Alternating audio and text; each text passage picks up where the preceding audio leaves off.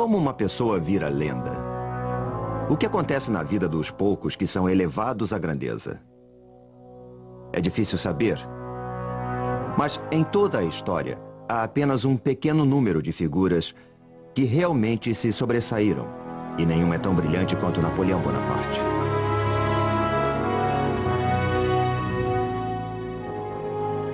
Este é o sepulcro do mais famoso líder do mundo. Um dos homens mais interessantes e complexos que já viveram. E uma das pessoas que mais admiro.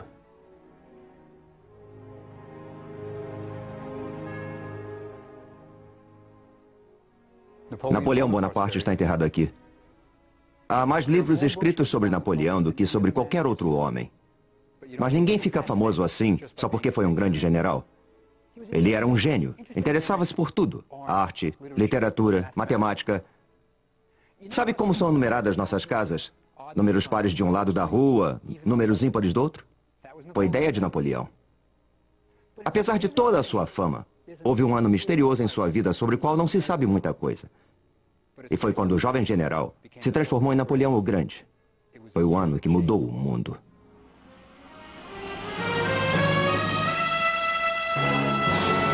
A obsessão de Napoleão. Egito. Nossa história começa há 200 anos, no Egito. Uma terra quase desconhecida pelos europeus da época. Era um país que havia perdido contato com o seu passado glorioso. Seus enormes templos e monumentos estavam envoltos em mistério. Ninguém conseguia decifrar seus antigos documentos. Na época de Napoleão, o Egito era um país islâmico. A silhueta da capital, Cairo, era dominada pelas mesquitas e minaretes dos fiéis. Napoleão só tinha 29 anos e acabara de impressionar o mundo com suas vitórias militares na Itália. Ele pretendia consolidar sua glória e sua fama conquistando o Egito. Mas por que o Egito? Bom, a França estava em guerra com a Inglaterra. E ao conquistar o Egito, Napoleão poderia bloquear as rotas de comércio entre a Inglaterra e sua possessão mais valiosa, a Índia. Mas havia outro motivo. Bonaparte ansiava por um novo desafio. Ele escreveu: "A Europa é como um cupinzeiro, desmorona facilmente. Meu momento de glória já passou e essa pequenina Europa não me deu toda a glória que mereço. Precisamos caminhar para leste. Foi lá que as grandes figuras foram buscar a glória." E na sua busca por glória e fama, Napoleão seguiria os passos de seu ídolo, Alexandre o Grande. Ele singraria para o Egito, aquela terra exótica que estava, havia séculos, isolada do mundo ocidental. Após semanas no mar, os franceses desembarcaram perto de Alexandria, que era então um porto sonolento, e tomaram a cidade enfrentando a fraca resistência. O Egito não era sequer governado por egípcios. Os guerreiros mamelucos controlavam o país. No século XIII, o sultão do Egito comprou 12.000 jovens escravos vindos das montanhas do Cáucaso, perto da Armênia, chamados de Mamluk ou mamelucos, e os treinou para formarem uma tropa de elite. Os mamelucos logo derrubaram o sultão, e desde então dominavam o Cairo. Em breve, Napoleão iria derrotá-los em combate, mas não seria tão fácil assim. Este é o deserto egípcio. É quente, muito quente. No verão, a temperatura chega a 55 graus centígrados. Hoje, recomenda-se aos turistas para que usem chapéu, roupas leves e bebam 1 litro de água por hora. Napoleão chegou em julho. Seus homens vestiam uniformes pesados de lã e não carregavam garrafas d'água. Por quê? Porque Napoleão era incrivelmente contraditório. Ele esmiuçava todos os detalhes de suas campanhas. Era um grande estrategista. Mas quando queria alguma coisa, queria e pronto. E agora ele queria o Cairo, que ficava a 210 quilômetros de distância. E ele resolveu que seu exército iria marchar pelo deserto, sem mapas precisos, com suprimentos inadequados e quase sem água. Napoleão fazia economia com quase tudo, menos com a vida dos seus homens. Ao atravessarem o deserto, o calor era insuportável e as tropas começaram a despir seus uniformes. Enlouquecidos pelo calor e pela falta d'água, muitos soldados largaram para trás suas rações. Quando alguém está morrendo de sede, o que menos importa são biscoitos secos. Durante a marcha sobre o Cairo, a poeira arranhava suas gargantas e a areia queimava seus pés. Para piorar seu sofrimento, eles viam brilhando à distância lagos e poças que, de fato, não estavam lá. Os soldados chamavam essas ilusões de miragens, uma visão falsa. Atormentados pela possibilidade de beber água e descobrir que era uma ilusão, alguns homens perderam a razão e se suicidaram. Os poços que eram realmente encontrados eram esvaziados em questão de minutos. O sargento François registrou: mais de 30 soldados morreram em volta daqueles poços. Quando os soldados finalmente chegaram ao Nilo, debandaram e se atiraram na água. Alguns caíram na água com suas roupas e armas, boiando e nadando durante horas, bebendo quanto podiam. Em seguida, empanturraram-se de melões que encontraram em plantações próximas. Quando atingiram o Cairo, muitos sofriam de disenteria. O exército havia deixado a costa do Egito há 3 semanas e agora se preparava para a batalha. A linha de defesa dos mamelucos ficava a cerca de 1,5 km dos franceses. Atrás deles estavam as grandes pirâmides. À esquerda, as mesquitas brilhavam na silhueta da cidade do Cairo. Às 2 da tarde, no auge do calor do dia, o exército francês se preparou para enfrentar os mamelucos. E os mamelucos não eram cavaleiros comuns. Eram uma força de elite, orgulhosa e destemida. Eles acreditavam que se morressem em combate, iriam diretamente para o paraíso. Suas tumbas eram grandes e elaboradas.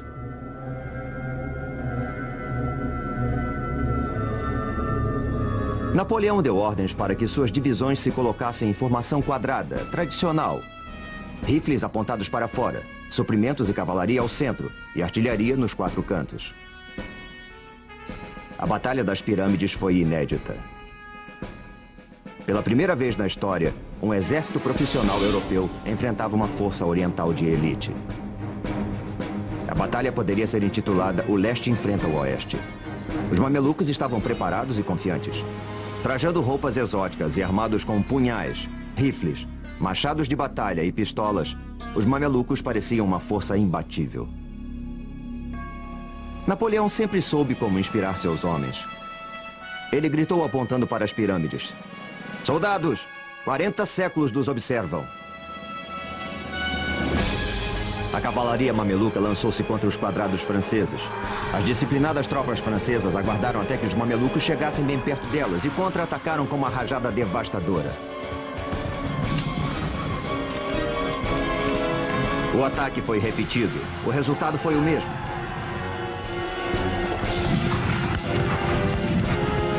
Os cadáveres dos mamelucos cobriram o campo de batalha. Os despojos pertencem ao vencedor e os soldados franceses estavam decididos a pilhar. Eles limparam os mamelucos caídos de suas joias, ouro, prata e recolheram suas belas armas. Era o prêmio que recebiam por tudo que tinham sofrido. As coisas pareciam ir muito bem. Napoleão havia conquistado o Egito. Bem, Bonaparte havia capturado o Cairo e seus oficiais logo ocuparam os palácios abandonados pelos mamelucos, às vezes herdando até seus haréns. De certa forma, o Cairo de 200 anos atrás era composto por 2 cidades. Havia o Cairo das multidões, lotado de bazares atraentes que ofereciam produtos exóticos de todo tipo, de incenso à mirra. Os artesãos faziam cestos, tapetes, cerâmica. Os soldados franceses ficaram fascinados com os mercados cobertos e trocavam os botões de suas túnicas por mercadorias. Além dos badulaques ao mesmo tempo estranhos e maravilhosos do bazar, havia o mercado de escravos, onde, pelo valor de 1 mês de salário, você podia comprar uma jovem escrava. E havia também o glorioso Cairo dos mamelucos, cujos misteriosos palácios eram cheios de quartos secretos.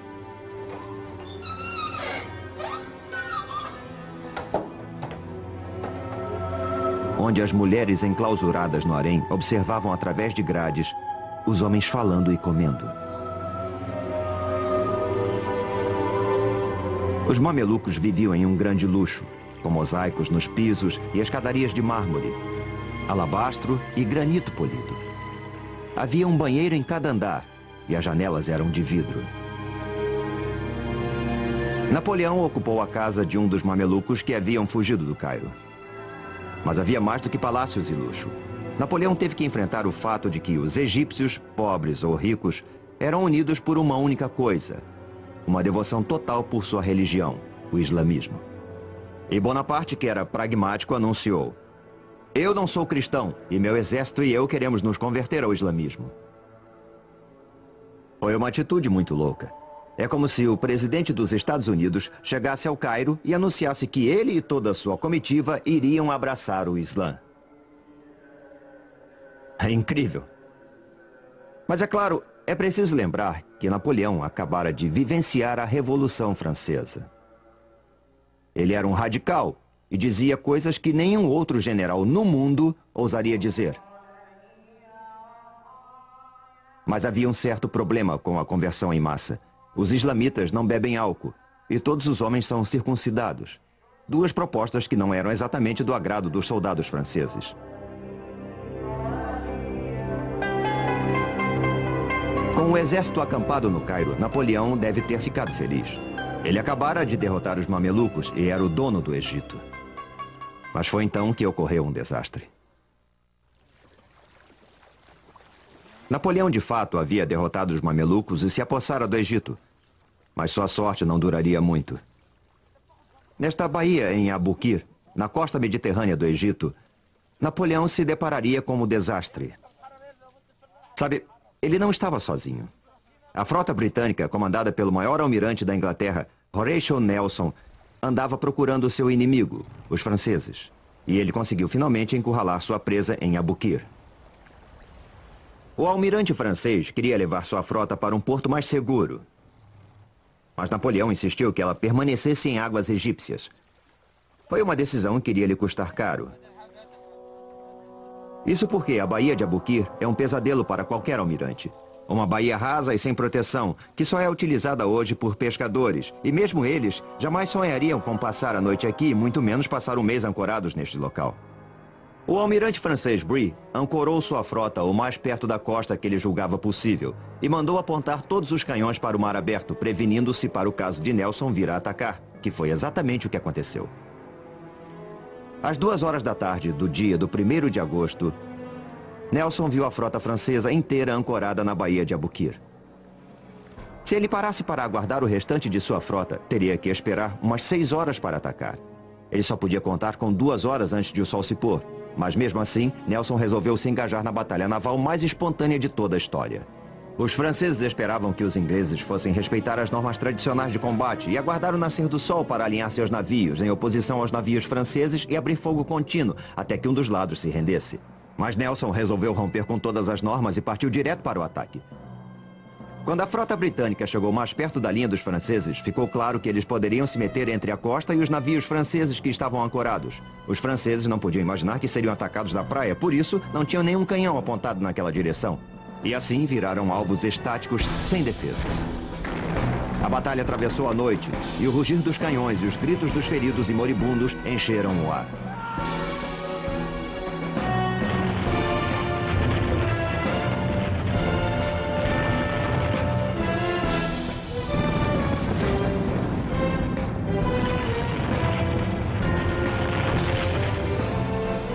O Lorient, que era o maior navio do mundo com 120 canhões, estava prestes a perecer. Estava em fogo e havia sido pintado recentemente, o que fazia com que fosse ainda mais inflamável. Quando o fogo atingiu seus paióis de pólvora, ele explodiu e o estrondo pôde ser ouvido a 80 quilômetros dali. Era o som mais forte que eles já haviam escutado. E os marinheiros de ambos os lados sustaram o combate por 10 minutos. Quando a batalha terminou, Nelson declarou: "Vitória não é uma palavra forte o suficiente para descrever esta cena. Foi a batalha mais decisiva da história naval. Foi a Pearl Harbor de Napoleão." Nelson era estritamente um marinheiro e não tinha intenção de lutar em terra. Ele destruíra os navios de guerra de Napoleão e a partir de então seria difícil para os franceses receber suprimentos ou reforços de tropa da França. Ele comentou secamente: "O exército deles está numa enrascada e não vai conseguir sair dela." E ele zarpou dali, deixando os franceses encalhados no Egito.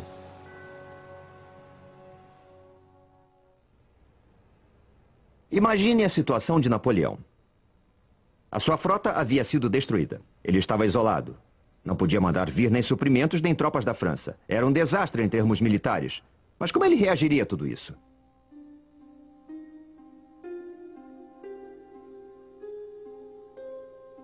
Ele funda um instituto de estudos científicos no Egito.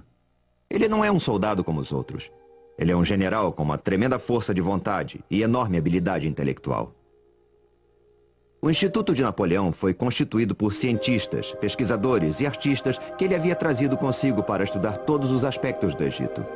Um dos favoritos era Vivant Denon, o artista que ajudou Napoleão a levar a arte italiana para a França durante a campanha da Itália. Aos 55 anos, Denon era um dos membros mais velhos da campanha do Egito, mas não se importava com as balas zunindo sobre sua cabeça enquanto fazia esboços dos templos. E havia também o general Caffarelli, que comandava o batalhão de engenharia. Ele havia perdido uma perna lutando na Alemanha e andava por todo lado com uma perna de pau. Napoleão gostava de sua animação e levava Caffarelli para onde fosse. Na primeira reunião do Instituto, Napoleão, que era o vice-presidente, sugeriu assuntos para pesquisa, tais como: haverá formas de melhorar o pão? Era o francês falando. Haverá matéria-prima para a pólvora no Egito? Era o soldado falando. Como podemos melhorar o sistema legal do Egito? Era o filósofo falando. Mas os cientistas podiam escolher o que investigar, e mesmo os mais tímidos preferiam explorar as pirâmides a estudar fornos de pão.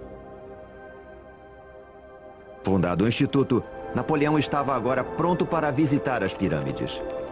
E certamente mostraram a ele uma múmia, como fazem com todos os turistas. Quando Bonaparte visitou as pirâmides, ele deve ter se impressionado. A Grande Pirâmide era 2 vezes mais alta que o mais alto prédio da França. Até a construção da Torre Eiffel, ela era a construção mais alta do mundo. Napoleão mandou que alguns de seus soldados escalassem a Grande Pirâmide, mas ele ficou na base. Com sua ativa mente matemática, ele calculou de cabeça que as pedras contidas nas 3 grandes pirâmides seriam suficientes para erguer um muro de 1 metro de espessura e 3 de altura, cercando toda a França. Enquanto Napoleão sonhava em construir um império oriental, seus problemas se avolumavam em Paris. Estava para estourar um escândalo que o atormentaria pelo resto de sua vida.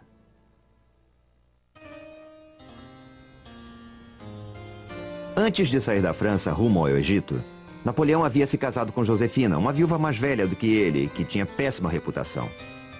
Logo que ele chegou ao Egito, Josefina começou a confirmar sua reputação de gastadeira e boa vida. Ela gastava o dinheiro de seu marido como se fosse água. Comprou Malmaison, um castelo nos subúrbios de Paris, e passou a mobiliá-lo em alto luxo. Ela era indiscreta. Exibia-se em Paris com uma série de rapazes elegantes. O povo começou a falar. Napoleão preferiu ignorar as cartas que chegavam a ele, acusando-a de infidelidade, tentando negar o óbvio. Napoleão entendia muito bem de homens. Ele conseguia que eles fizessem tudo o que ele queria. Mas quando chegava a vez das mulheres, ele ficava perdido. Não fosse assim, ele jamais teria se casado com Josefina. Napoleão teve finalmente que reconhecer a realidade da infidelidade de Josefina. Aborrecido com as travessuras de Josefina, Napoleão logo encontrou guarida nos braços de Pauline Fourré, que tinha 20 anos e era casada com um de seus tenentes. O tenente Fourré foi transferido para Paris e Pauline mudou-se para uma mansão vizinha de Napoleão. Enquanto o amor florescia entre o casal, o Instituto Científico iniciou seus estudos sobre o Egito. O artista Denon ficou maravilhado com a visão da esfinge e escreveu: embora suas proporções sejam colossais, os contornos que foram preservados são tão graciosos quanto puros. A expressão da face é gentil, graciosa e serena. A boca, com lábios grossos, tem uma curva sensual e um acabamento realmente admirável. É como se ela estivesse viva. Denon queria ver o restante do Egito e acompanhou o exército francês que perseguia os mamelucos ao sul. Ele seria o primeiro europeu a fazer imagens dos monumentos do sul que remontam ao passado remoto do Egito. Ele teria sorte de se maravilhar com os grandes templos, em Karnak e em Luxor. de desenhar as misteriosas esculturas do Vale dos Reis e de apreciar os colossos de Memnon. Ele registrou tudo. Seu único receio era não ter tempo ou materiais em quantidades suficientes. E, de fato, os seus lápis terminaram e ele resolveu o problema derretendo balas de chumbo e improvisando. Em inglês, a expressão lápis de chumbo persiste até hoje. Encantado com as antiguidades do Egito, Denon sempre pedia aos soldados mais tempo para desenhar os templos e as tumbas.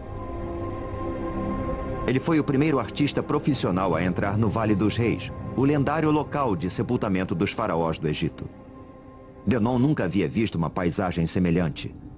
Um vale isolado de uma brancura que brilha ao sol, completamente estéril, e com o que pareciam ser cavernas cavadas nas encostas cheias de detritos.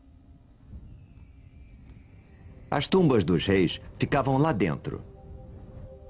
Ele quase se desesperou tentando registrar as pinturas das tumbas com suas cores vibrantes. Como é possível abandonar estas preciosidades sem fazer um registro delas?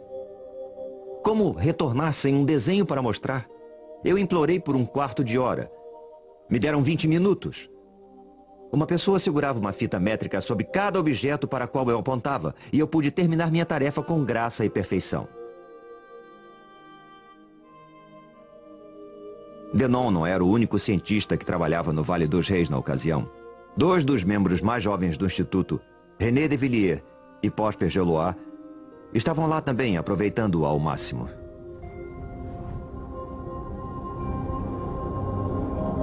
Quando os faraós começaram a ser enterrados aqui, as pirâmides já tinham 1000 anos de idade. Eram monumentos muito antigos. Por isso, os reis do Egito escolheram um local sob uma pirâmide natural, para que ela velasse por suas tumbas.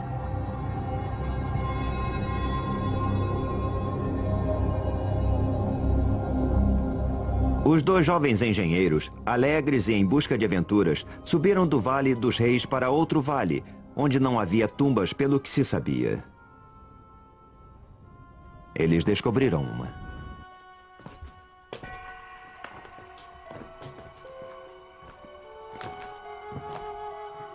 Depois de se espremer por passagens descendentes, eles chegaram a um canal profundo, projetado para proteger a tumba da água caso chovesse, o que era raro. E lá eles se depararam com o dono da tumba. Mas eles não sabiam quem era ele. Ainda decorreriam 20 anos antes que se pudesse decifrar os hieróglifos e ler os nomes. Nossos jovens amigos haviam descoberto a tumba de Amenhotep III, um dos maiores reis do Egito. Foi ele quem ergueu alguns dos mais importantes monumentos do Egito.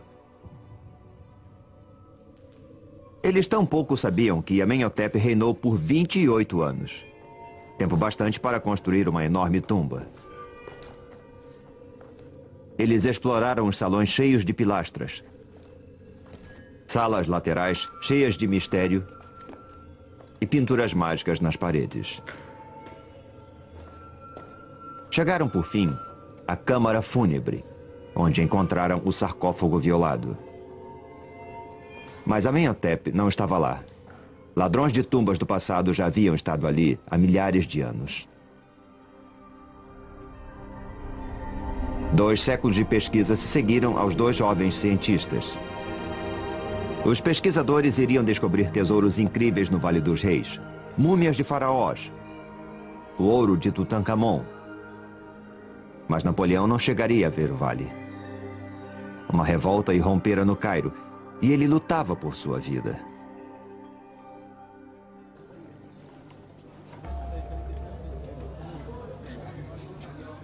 Assim como hoje, os egípcios se reuniam nas casas de café do Cairo para fumar e beber o forte café turco. Nem pensar em leite por aqui. A conversa era sempre sobre política e sobre a invasão francesa, mas os sussurros eram de revolta. Napoleão começava a perder controle sobre a cidade. Durante o tempo todo, Bonaparte tentou convencer os egípcios de que ele era um islamita, como eles, amigo deles e seu libertador. Eles nunca acreditaram nele. Além disso, os impostos que ele impusera para financiar seu exército os asfixiavam. E ainda havia outros problemas. Um escritor árabe da época anotou: a presença dos franceses no Cairo era intolerável. Especialmente quando os egípcios viam suas próprias mulheres e filhas caminhando pelas ruas sem véus, parecendo serem de propriedade dos franceses, com quem eram vistas em público e com quem dormiam. Perante esses fatos, os islamitas morriam de vergonha. A revolta começou a ferver. Os líderes religiosos do Cairo pregavam de seus púlpitos contra os infiéis franceses, e no dia 21 de outubro, espolcou a revolta. Um dos líderes religiosos gritou: que todos os que acreditam num único Deus se encaminhem para a mesquita de Al-Azhar. Hoje é o dia de lutar contra o infiel. Às 6 da manhã, os fiéis do Islã já estavam correndo pelas ruas apinhadas do Cairo, carregando paus e mosquetões. Não demorou muito e pequenos grupos de soldados franceses foram atacados e o general Dupey, que comandava a região do Cairo, foi morto. Napoleão, enfurecido, ordenou de seu quartel-general que todos os canhões da cidadela fossem apontados para a mesquita de Al-Azhar e que abrissem fogo sobre ela e tudo que houvesse ao seu redor. O canhonaço durou 12 horas.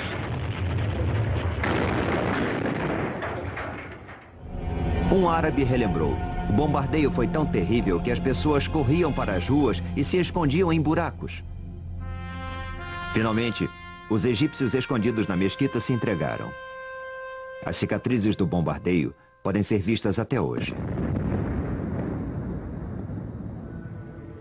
Mas foi nesse episódio que Napoleão realmente se excedeu. Seus soldados entraram a cavalo na mesquita. Isso é insuportável.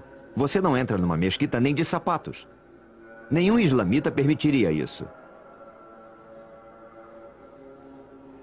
Assim como a revolta do Cairo terminou, acabaram-se também todas as chances de Napoleão vir a ter qualquer apoio islamita. Quando os cheques procuraram Napoleão no dia seguinte, ele se dispôs a perdoá-los. Ele até encomendou um quadro onde aparecia perdoando os líderes da revolta. Eu sei que muitos de vocês foram fracos, mas prefiro acreditar que nenhum de vocês seja culpado. Mas quando os cheques saíram, Napoleão ordenou que todos os que haviam participado da revolta fossem presos e levados para o quartel-general do exército na cidadela. Lá, em segredo, de madrugada, os rebeldes foram decapitados e seus corpos lançados ao Nilo. Napoleão estava aprendendo a se comportar como um ditador oriental. Napoleão só havia passado 4 meses no Egito, mas muita coisa já havia acontecido. Ele derrotara os mamelucos, estabelecido um instituto científico, perdido toda uma frota, esmagado uma revolta e descoberto que sua esposa, Josefina, o traía. Agora ele enfrentava outro problema. Os turcos estavam concentrando tropas na Terra Santa. Bonaparte resolveu marchar até lá e destruí-los antes que eles se tornassem uma ameaça séria contra ele.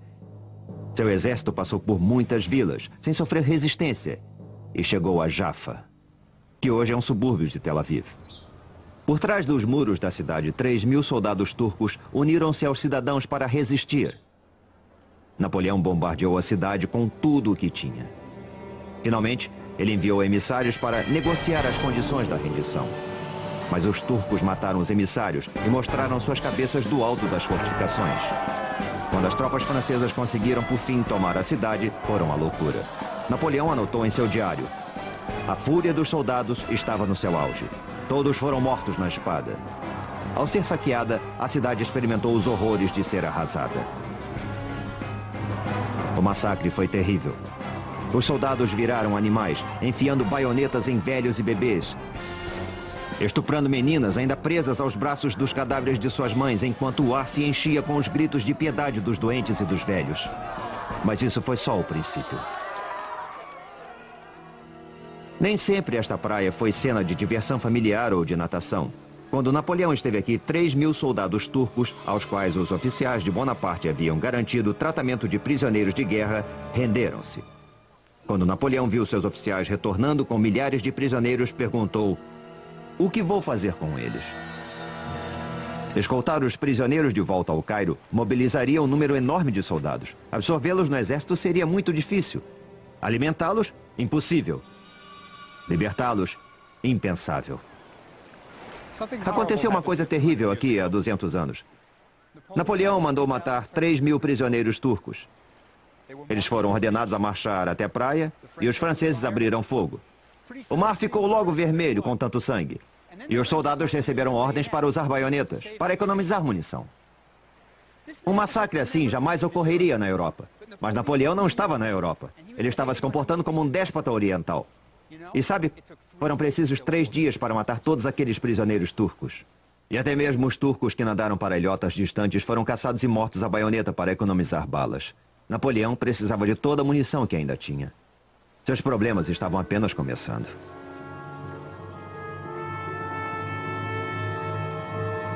Quando Napoleão penetrou na Terra Santa, a peste estava a toda força e ele perdia dezenas de soldados a cada dia.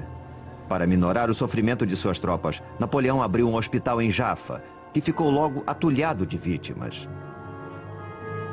Todos estavam aterrorizados com a peste. A doença vinha havia séculos dizimando países inteiros. Ela parecia não ter origem e ninguém sabia o que a causava. O que as pessoas sabiam era que ela levava a uma morte horrível, começando com uma febre e feridas enormes que cobriam todo o corpo. A febre aumentava, a língua inchava e a pessoa tinha uma sede insuportável. A peste matava dezenas de homens todo o dia. Pior do que a perda dos soldados, a peste estava desmoralizando o exército de Napoleão. E os soldados tinham medo de tratar seus colegas doentes. Napoleão tinha que dar um basta ao pânico. E então ele declarou que a causa da peste era o medo e que a coragem era a cura. Como o diagnóstico médico não era essas coisas, mas queria provar sua tese. Ele foi então até o hospital da peste. Conversou com os doentes e então, mestre dos grandes gestos que era, chocou a todos. Aos seus pés estava um cadáver asqueroso. O uniforme do soldado estava manchado pelas pústulas que haviam estourado. E o que ele fez? Ele se ajoelhou, pegou o morto em seus braços, carregou-o até um lugar mais digno para o seu repouso e o colocou lá. E se diga o que for sobre Napoleão, ele não tinha medo. Por isso, seus exércitos faziam o que ele quisesse.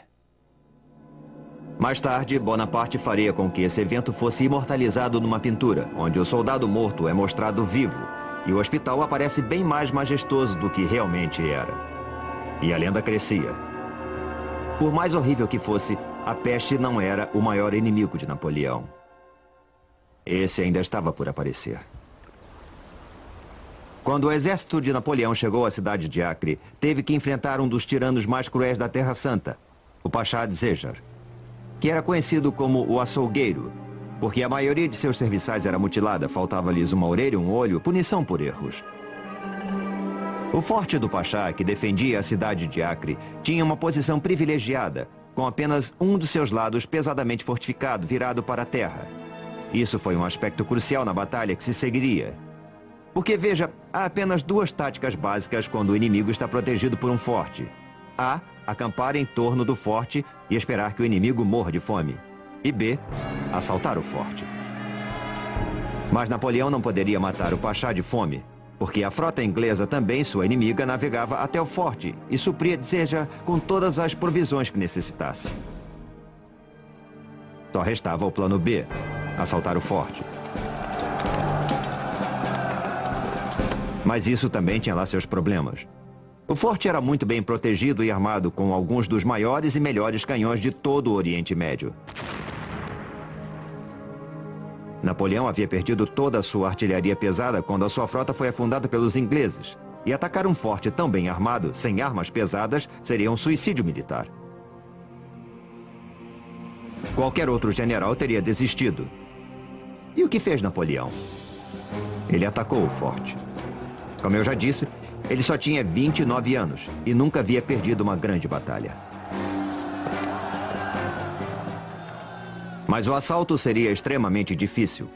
Os ingleses haviam assestado canhões numa pequena ilha perto da costa para proteger a área mais vulnerável do forte, o portão principal da cidade. O auxiliar capenga de Napoleão, Caffarelli, percebeu logo que eles deveriam atacar o lado do forte oposto aos canhões ingleses. E ele decidiu atacar uma torre de canto. Se ela fosse rompida, os franceses poderiam entrar de assalto no forte. Mas para chegar a ela, eles teriam que cruzar um fosso. Caffarelli supervisionava a operação, claudicando. Os franceses estavam acampados a uns 500 metros do fosso e um engenheiro foi enviado para reconhecer o terreno, mas foi morto por um franco-atirador, e Napoleão não conseguiu saber detalhes da profundidade nem da topografia do fosso. De onde estavam só podiam ver um declive suave, descendo para o fosso. Quando o exército atacou, ficou claro que o declive terminava de forma abrupta. E à frente havia uma queda livre de cerca de 6 metros. Os franceses tentaram desesperadamente construir escadas para descer ao fundo do fosso e subir do outro lado. Mas isso era impossível, porque os homens de Dzéjar atiravam neles e o fosso virou uma armadilha mortal.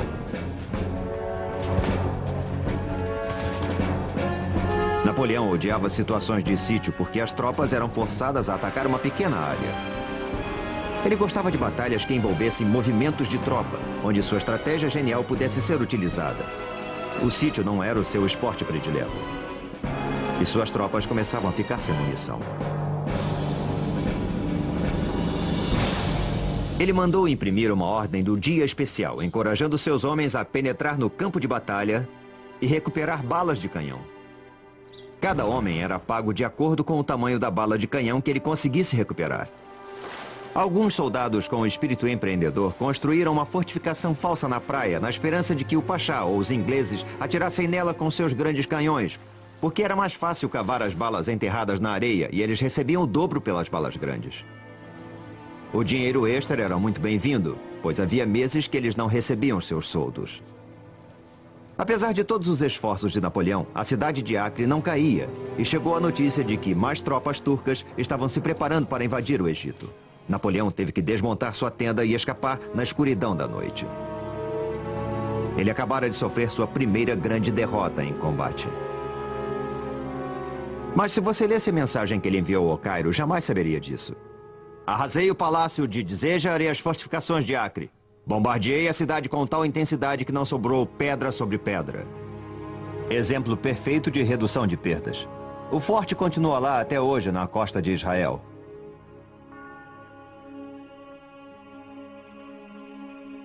Mas ele não podia esconder as baixas. O auxiliar predileto de Napoleão, o Caffarelli, de uma perna só, teve o braço esmagado por uma bala de canhão e morreu 18 dias depois. Ele está enterrado aqui. Enquanto a tropa marchava de volta ao Cairo, Napoleão matutava sobre decisões muito difíceis. Ele teve que abandonar muitos de seus homens cujos ferimentos impediam sua remoção. Os feridos que suportavam a viagem eram transportados em cavalos e camelos. Mas os canhões de campanha também tinham que ser puxados pelos animais e Napoleão não os tinha em número suficiente. Quando chegaram à cidade de Tantura, 22 canhões foram jogados ao mar, liberando mais cavalos e camelos para carregar os feridos. Um cirurgião chamado Larrey inventou uma ambulância sobre um cavalo. Napoleão caminhava. Quando a tropa atravessou Jaffa, onde os soldados turcos haviam sido massacrados, Napoleão teve que tomar mais uma decisão difícil. Os soldados do Hospital da Peste estavam doentes demais para serem removidos e os turcos estavam se aproximando. O pitoresco mosteiro armênio que abrigou tanto sofrimento está hoje em péssimo estado. De pé aqui, eu posso imaginar os gritos delirantes dos homens que aguardavam a morte. E foi nestes quartos que se desenrolou uma trama moral há 200 anos. Napoleão ordenou que os franceses que sofriam da peste fossem envenenados para não deixá-los serem torturados pelos homens de Dzéjar. O veneno foi ministrado pelo farmacêutico-chefe do exército que deliberadamente deu a cada paciente uma dose muito pequena, por isso alguns sobreviveram para contar a história.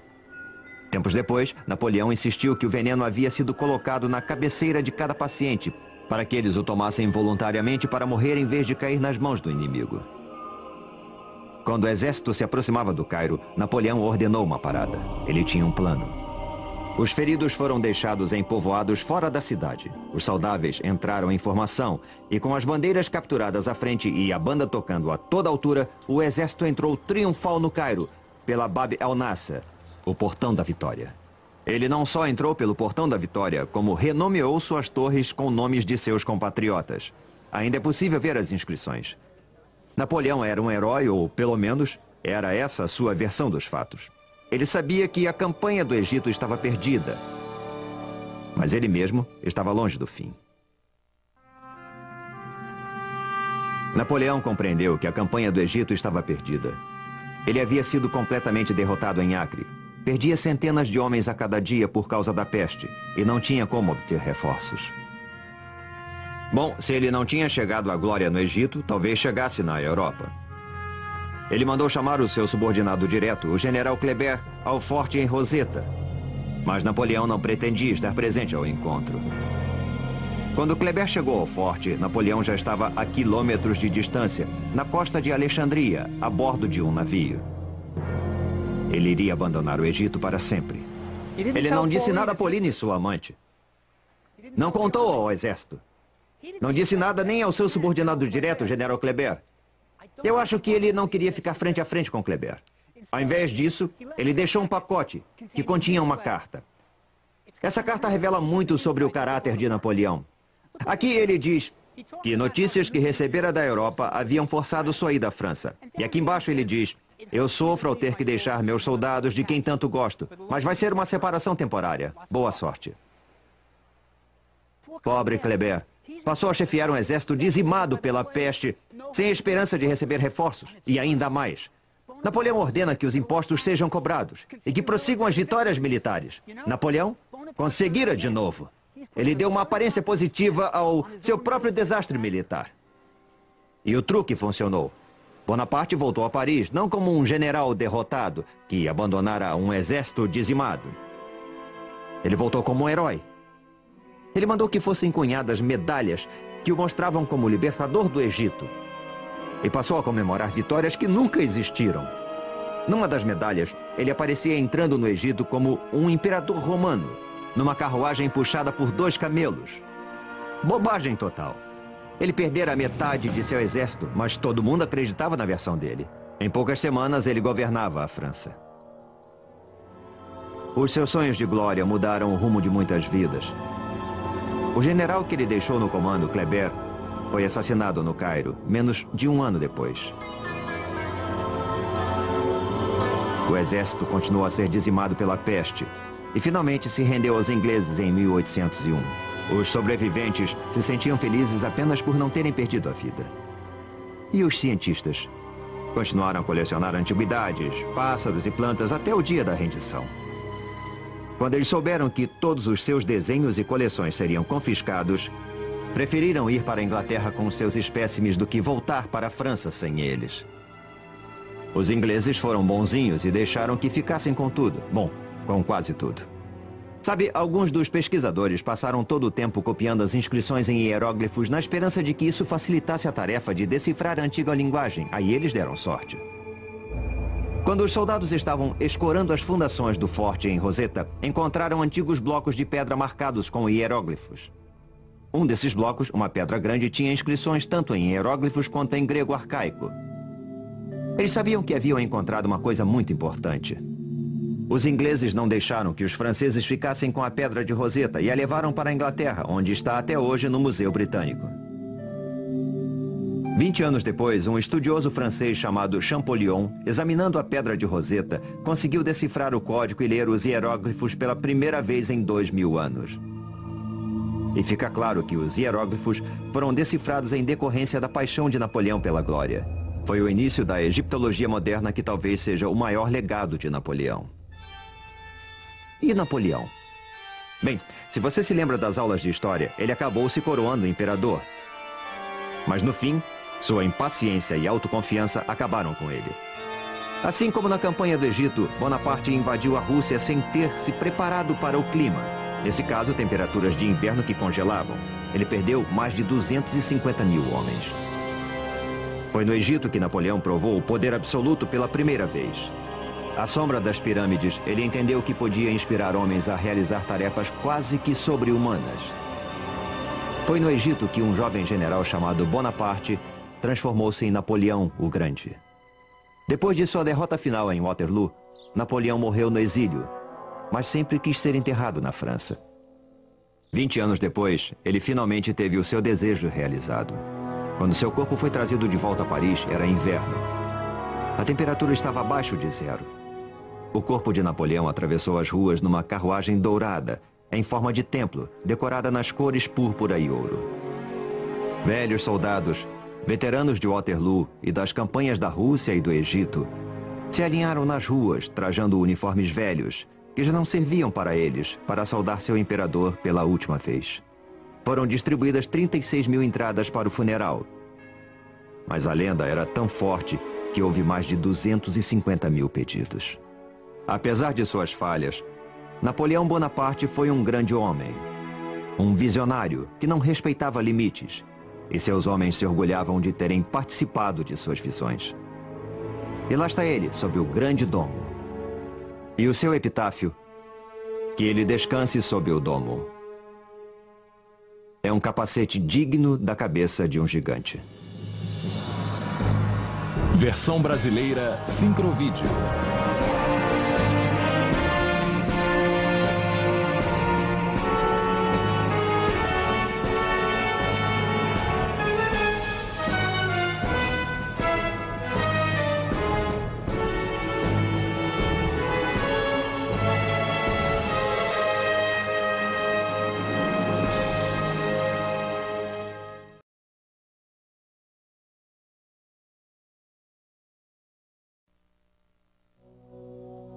Como uma pessoa vira lenda?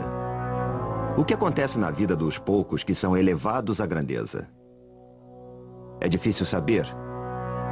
Mas em toda a história, há apenas um pequeno número de figuras que realmente se sobressaíram. E nenhum é tão brilhante quanto Napoleão Bonaparte.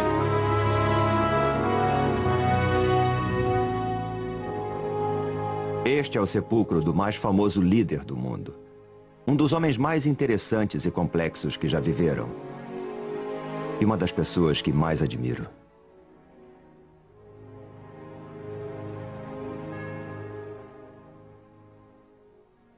Napoleão Bonaparte está enterrado aqui. Há mais livros escritos sobre Napoleão do que sobre qualquer outro homem. Mas ninguém fica famoso assim só porque foi um grande general. Ele era um gênio. Interessava-se por tudo. Arte, literatura, matemática. Sabe como são numeradas nossas casas? Números pares de um lado da rua, números ímpares do outro? Foi ideia de Napoleão. Apesar de toda a sua fama, houve um ano misterioso em sua vida sobre o qual não se sabe muita coisa. E foi quando o jovem general se transformou em Napoleão o Grande. Foi o ano que mudou o mundo.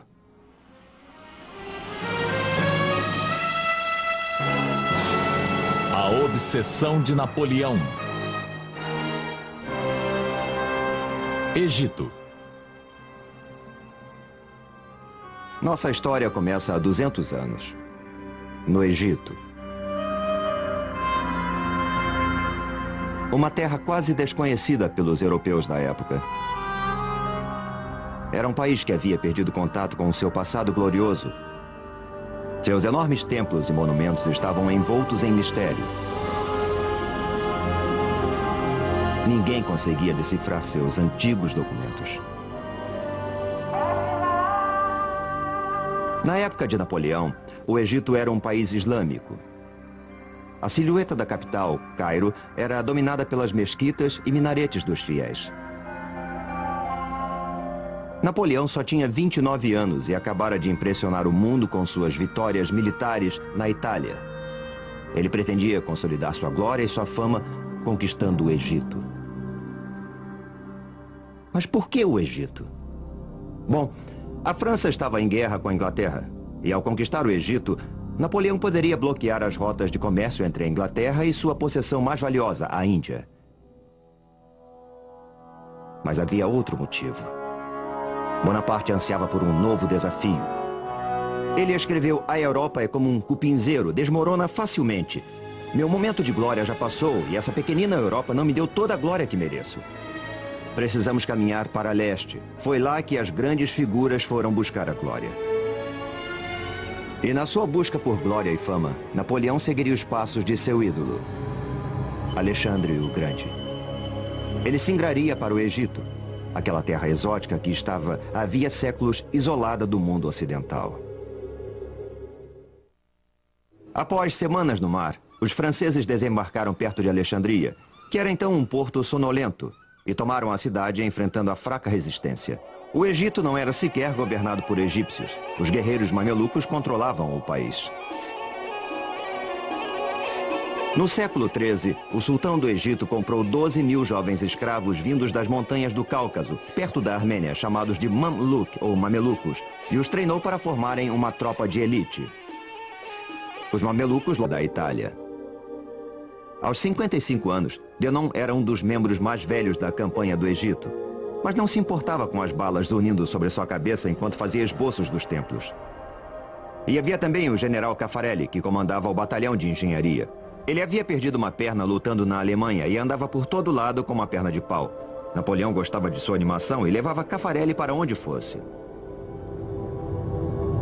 Na primeira reunião do Instituto, Napoleão, que era o vice-presidente, sugeriu assuntos para pesquisa, tais como: haverá formas de melhorar o pão? Era o francês falando. Haverá matéria-prima para a pólvora no Egito? Era o soldado falando. Como podemos melhorar o sistema legal do Egito? Era o filósofo falando. Mas os cientistas podiam escolher o que investigar, e mesmo os mais tímidos preferiam explorar as pirâmides a estudar fornos de pão. Fundado o Instituto, Napoleão estava agora pronto para visitar as pirâmides. E certamente mostraram a ele uma múmia, como fazem com todos os turistas. Quando Bonaparte visitou as pirâmides, ele deve ter se impressionado. A Grande Pirâmide era 2 vezes mais alta que o mais alto prédio da França. Até a construção da Torre Eiffel, ela era a construção mais alta do mundo. Napoleão mandou que alguns de seus soldados escalassem a Grande Pirâmide, mas ele ficou na base. Com sua ativa mente matemática, ele calculou de cabeça que as pedras contidas nas 3 grandes pirâmides seriam suficientes para erguer um muro de 1 metro de espessura e 3 de altura, cercando toda a França. Enquanto Napoleão sonhava em construir um império oriental, seus problemas se avolumavam em Paris. Estava para estourar um escândalo que o atormentaria pelo resto de sua vida.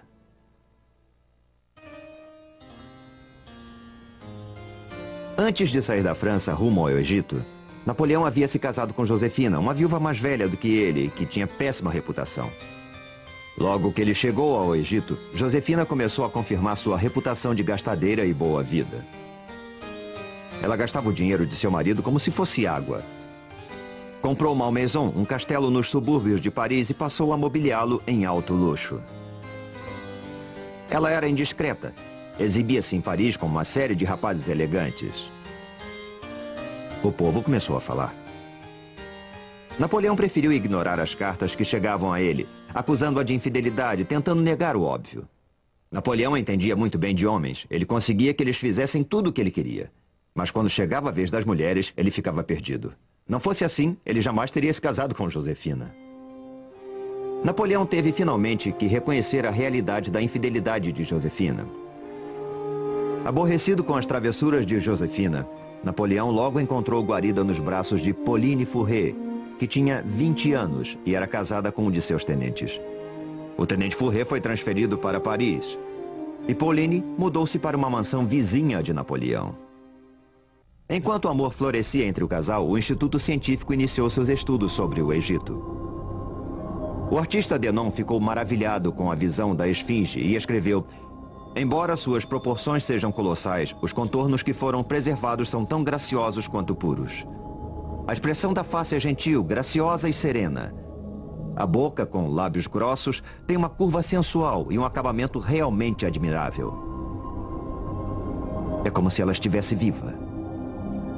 Denon queria ver o restante do Egito e acompanhou o exército francês que perseguia a frota britânica, comandada pelo maior almirante da Inglaterra, Horatio Nelson, andava procurando seu inimigo, os franceses. E ele conseguiu finalmente encurralar sua presa em Aboukir. O almirante francês queria levar sua frota para um porto mais seguro. Mas Napoleão insistiu que ela permanecesse em águas egípcias. Foi uma decisão que iria lhe custar caro. Isso porque a Baía de Aboukir é um pesadelo para qualquer almirante. Uma baía rasa e sem proteção, que só é utilizada hoje por pescadores. E mesmo eles jamais sonhariam com passar a noite aqui, muito menos passar um mês ancorados neste local. O almirante francês Brie ancorou sua frota o mais perto da costa que ele julgava possível e mandou apontar todos os canhões para o mar aberto, prevenindo-se para o caso de Nelson vir a atacar, que foi exatamente o que aconteceu. Às 2 horas da tarde do dia do 1º de agosto, Nelson viu a frota francesa inteira ancorada na baía de Aboukir. Se ele parasse para aguardar o restante de sua frota, teria que esperar umas 6 horas para atacar. Ele só podia contar com 2 horas antes de o sol se pôr. Mas mesmo assim, Nelson resolveu se engajar na batalha naval mais espontânea de toda a história. Os franceses esperavam que os ingleses fossem respeitar as normas tradicionais de combate e aguardar o nascer do sol para alinhar seus navios em oposição aos navios franceses e abrir fogo contínuo até que um dos lados se rendesse. Mas Nelson resolveu romper com todas as normas e partiu direto para o ataque. Quando a frota britânica chegou mais perto da linha dos franceses, ficou claro que eles poderiam se meter entre a costa e os navios franceses que estavam ancorados. Os franceses não podiam imaginar que seriam atacados da praia, por isso não tinham nenhum canhão apontado naquela direção. E assim viraram alvos estáticos sem defesa. A batalha atravessou a noite e o rugir dos canhões e os gritos dos feridos e moribundos encheram o ar.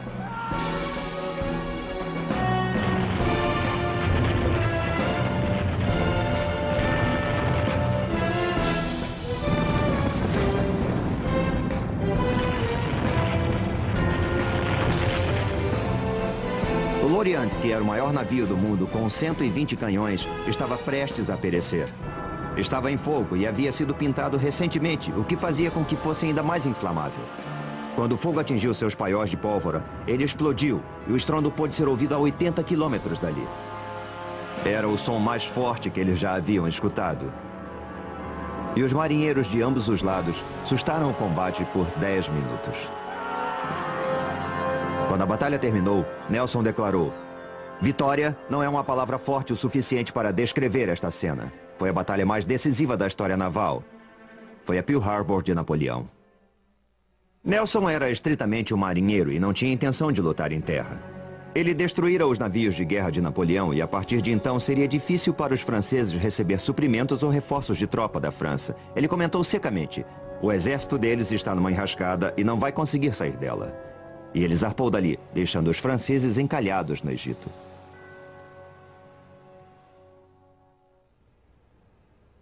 Imagine a situação de Napoleão. A sua frota havia sido destruída. Ele estava isolado.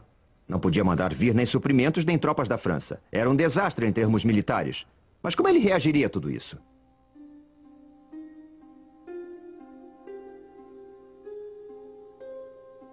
Ele funda um instituto de estudos científicos no Egito. Ele não é um soldado como os outros. Ele é um general com uma tremenda força de vontade e enorme habilidade intelectual. O Instituto de Napoleão foi constituído por cientistas, pesquisadores e artistas que ele havia trazido consigo para estudar todos os aspectos do Egito. Um dos favoritos era Vivant Denon, o artista que ajudou Napoleão a levar a arte italiana para a França durante a campanha. Logo derrubaram o sultão e desde então dominavam o Cairo. Em breve, Napoleão iria derrotá-los em combate, mas não seria tão fácil assim. Este é o deserto egípcio. É quente, muito quente. No verão, a temperatura chega a 55 graus centígrados. Hoje, recomenda-se aos turistas para que usem chapéu, roupas leves e bebam 1 litro de água por hora. Napoleão chegou em julho. Seus homens vestiam uniformes pesados de lã e não carregavam garrafas d'água. Por quê? Porque Napoleão era incrivelmente contraditório. Ele esmiuçava todos os detalhes de suas campanhas. Era um grande estrategista, mas quando queria alguma coisa, queria e pronto. E agora ele queria o Cairo, que ficava a 210 quilômetros de distância. E ele resolveu que seu exército iria marchar pelo deserto, sem mapas precisos, com suprimentos inadequados e quase sem água. Napoleão fazia economia com quase tudo, menos com a vida dos seus homens. Ao atravessarem o deserto, o calor era insuportável e as tropas começaram a despir seus uniformes. Enlouquecidos pelo calor e pela falta d'água, muitos soldados largaram para trás suas rações. Quando alguém está morrendo de sede, o que menos importa são biscoitos secos. Durante a marcha sobre o Cairo, a poeira arranhava suas gargantas e a areia queimava seus pés. Para piorar seu sofrimento, eles viam brilhando à distância lagos e poças que, de fato, não estavam lá. Os soldados chamavam essas ilusões de miragens, uma visão falsa. Atormentados pela possibilidade de beber água e descobrir que era uma ilusão, alguns homens perderam a razão e se suicidaram. Os poços que eram realmente encontrados eram esvaziados em questão de minutos. O sargento François registrou: mais de 30 soldados morreram em volta daqueles poços. Quando os soldados finalmente chegaram ao Nilo, debandaram e se atiraram na água. Alguns caíram na água com suas roupas e armas, boiando e nadando durante horas, bebendo quanto podiam. Em seguida, empanturraram-se de melões que encontraram em plantações próximas. Quando atingiram o Cairo, muitos sofriam de disenteria. O exército havia deixado a costa do Egito há 3 semanas e agora se preparava para a batalha. A linha de defesa dos mamelucos ficava a cerca de 1,5 km dos franceses. Atrás deles estavam as grandes pirâmides. À esquerda, as mesquitas brilhavam na silhueta da cidade do Cairo. Às 2 da tarde, no auge do calor do dia, o exército francês se preparou para enfrentar os mamelucos. E os mamelucos não eram cavaleiros comuns. Eram uma força de elite, orgulhosa e destemida. Eles acreditavam que se morressem em combate, iriam diretamente para o paraíso. Suas tumbas eram grandes e elaboradas.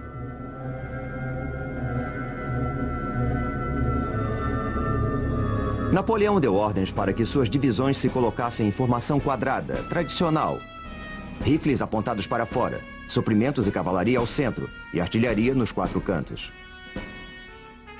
A Batalha das Pirâmides foi inédita. Pela primeira vez na história, um exército profissional europeu enfrentava uma força oriental de elite. A batalha poderia ser intitulada O Leste enfrenta o Oeste. Os mamelucos estavam preparados e confiantes. Trajando roupas exóticas e armados com punhais, rifles, machados de batalha e pistolas, os mamelucos pareciam uma força imbatível. Napoleão sempre soube como inspirar seus homens. Ele gritou apontando para as pirâmides: "Soldados, 40 séculos nos observam." A cavalaria mameluca lançou-se contra os quadrados franceses. As disciplinadas tropas francesas aguardaram até que os mamelucos chegassem bem perto delas e contra-atacaram com uma rajada devastadora. O ataque foi repetido. O resultado foi o mesmo.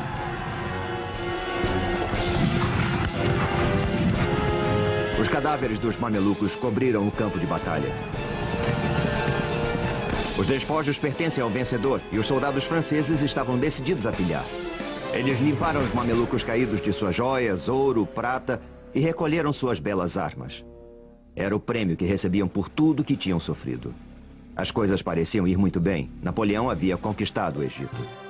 Bem, Bonaparte havia capturado o Cairo e seus oficiais logo ocuparam os palácios abandonados pelos mamelucos, às vezes herdando até seus haréns.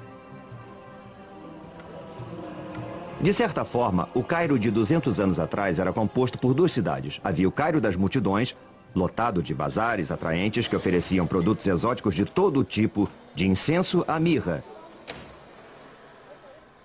Os artesãos faziam cestos, tapetes, cerâmica. Os soldados franceses ficaram fascinados com os mercados cobertos e trocavam os botões de suas túnicas por mercadorias. Além dos badulaques ao mesmo tempo estranhos e maravilhosos do bazar, havia o mercado de escravos, onde, pelo valor de 1 mês de salário, você podia comprar uma jovem escrava. E havia também o glorioso Cairo dos mamelucos, cujos misteriosos palácios eram cheios de quartos secretos.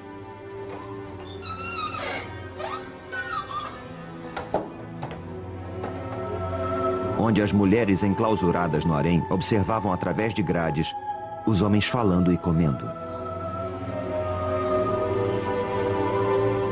Os mamelucos viviam em um grande luxo, com mosaicos nos pisos e escadarias de mármore, alabastro e granito polido. Havia um banheiro em cada andar e as janelas eram de vidro. Napoleão ocupou a casa de um dos mamelucos que haviam fugido do Cairo. Mas havia mais do que palácios e luxo. Napoleão teve que enfrentar o fato de que os egípcios, pobres ou ricos, eram unidos por uma única coisa: uma devoção total por sua religião, o islamismo. E Bonaparte, que era pragmático, anunciou: eu não sou cristão, e meu exército e eu queremos nos converter ao islamismo. Foi uma atitude muito louca. É como se o presidente dos Estados Unidos chegasse ao Cairo e anunciasse que ele e toda a sua comitiva iriam abraçar o Islã. É incrível. Mas é claro, é preciso lembrar que Napoleão acabara de vivenciar a Revolução Francesa. Ele era um radical e dizia coisas que nenhum outro general no mundo ousaria dizer. Mas havia um certo problema com a conversão em massa. Os islamitas não bebem álcool e todos os homens são circuncidados. Duas propostas que não eram exatamente do agrado dos soldados franceses.